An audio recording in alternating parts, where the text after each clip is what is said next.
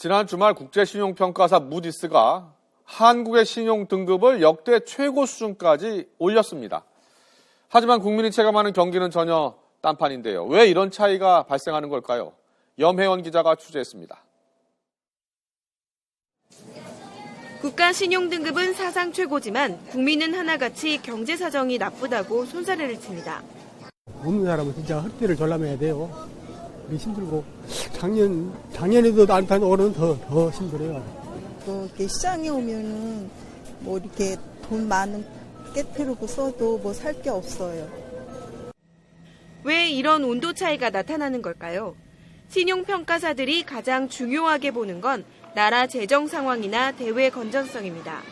한마디로 나라가 빚을 갚을 수 있는 능력이 얼마나 되느냐에 초점을 맞추고 있습니다. 실제로 정부 부채가 계속 늘고 있지만 국내 총생산 대비 40% 수준으로 아직은 다른 나라보다 양호합니다. 특히 1년 안에 갚아야 하는 단기 외채의 비중은 30% 아래로 떨어졌습니다. 하지만 이런 지표들이 실물 경제의 상황을 모두 반영할 수는 없습니다. 때문에 신용등급이 오른 것을 두고 경제 전반의 체질이 튼튼해졌다는 의미로 해석해서는 안 된다는 지적입니다.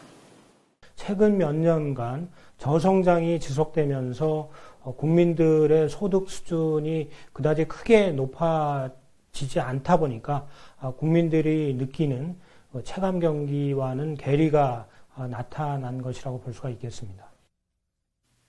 과거에도 아픈 경험이 있었습니다. 외환 위기가 있던 지난 1997년. 연초부터 한보, 한라, 산미 등 대기업들이 줄줄이 부도를 냈지만 신용평가사들은 후한 평가를 거두지 않았습니다.